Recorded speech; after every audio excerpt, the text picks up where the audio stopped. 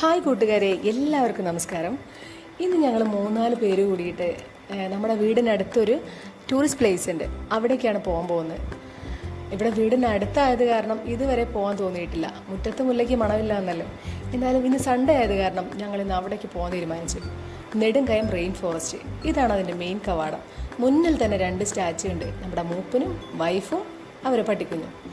1931 ഡോൺസൺ സായിപ്പ് നിർമ്മിച്ച ഇരുമ്പ് പാലത്തിലൂടെയാണ് ഞങ്ങളിപ്പോൾ നടന്നുകൊണ്ടിരിക്കുന്നത്. വീഡിയോ കുറച്ച് ക്ലിയർ കുറവാണ്, കുറച്ചല്ല നല്ലോണം കുറവാണ്, എല്ലാവരും ക്ഷമിക്കുക. ഒരു പ്രാവശ്യമെങ്കിലും എല്ലാവരും ഇവിടെ വന്ന് കാണേണ്ട ഒരു പ്ലേസ് തന്നെയാണ്. നല്ല അടിപൊളി സ്ഥലം, കാം ആൻഡ് ക്വയറ്റ് പ്ലേസ് എന്നൊക്കെ പറയാം. ഈ നമ്മുടെ മെയിൻ കഥാപാത്രമായ നമ്മുടെ സായിപ്പ് മരിച്ചത് ഈ വെള്ളത്തിലിറങ്ങിയതിന് ശേഷമാണ്. അദ്ദേഹത്തിന് വെള്ളത്തിലിറങ്ങി ചുഴിയിൽ പെട്ടു എന്നൊക്കെ പറയുന്നത്. ലാസ്റ്റ് ഒരു 12 വയസ്സായ ഒരു കുട്ടി മരിച്ച കാരണം ഈ വെള്ളത്തിലേക്ക് ആരെയും, അതായത് ഈ പുഴയിലേക്ക് ഇവിടെയുള്ള ആൾക്കാർക്ക് ഇറങ്ങാമെന്നല്ലാതെ നമ്മളെ ഒന്നും ഇറങ്ങാൻ സമ്മതിക്കില്ല. ഇത് ഇവിടെ തന്നെ താമസിക്കുന്ന ചോലനായിക്ക വിഭാഗത്തിൽപ്പെട്ട ആളുകളാണ്. അവരുടെ ഉപജീവന മാർഗ്ഗമാണ് ഇതൊക്കെ.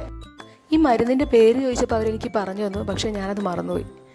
ഇതിൻ്റെ തൊട്ടപ്പുറത്താണ് നമ്മുടെ ഡോൺസൺ സാഹിബിൻ്റെ കല്ലറ. എന്തായാലും കല്ലറ കാണാൻ പോകാം നമുക്ക്. ഇവിടുന്ന് ഇന്ന് ഫറോക്കിൽ നിന്നൊക്കെ ആളുകൾ ഇവിടെ കാണാൻ വന്നിട്ടുണ്ട്, അവരെയൊക്കെ ഞങ്ങൾ പരിചയപ്പെട്ടു. ഇതാണ് ഡോൺസൺ സാഹിബിൻ്റെ കല്ലറ. ഞാനൊരു ഫോട്ടോ എടുക്കാൻ വേണ്ടി അവിടെ പോയിരുന്ന അവർ വീഡിയോ ആണ് എടുത്തത്.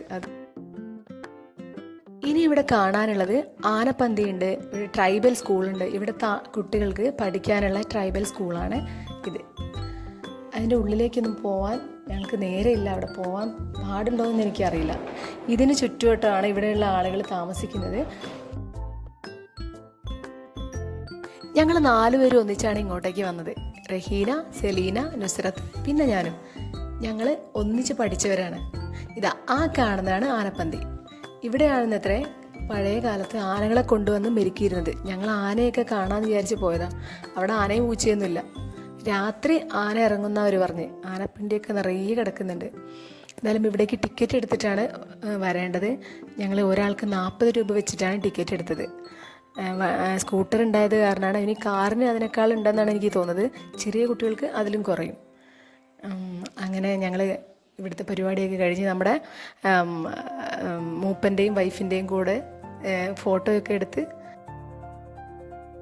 ഞങ്ങൾ തിരിച്ചു പോകുന്ന വഴിക്ക് അവിടെ വരുന്ന വഴിക്ക് ഒരു ചായക്കടയുണ്ട്. അവിടെ കയറി നല്ല ചായയൊക്കെ കുടിച്ചിട്ട് വേണം പോകാൻ.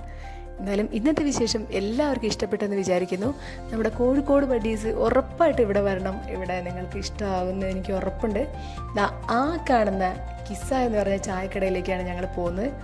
നല്ല പഴംപൊരിയും ചായയും പപ്സും ഒക്കെ ഉണ്ട്. അതൊക്കെ കുടിച്ച് ഇന്നത്തെ ദിവസം അടിപൊളിയായിരുന്നു. ഇനി പുതിയ വിശേഷങ്ങളുമായി അടുത്ത വീഡിയോയിൽ സന്ധിക്കും വരയ്ക്കും വണക്കം.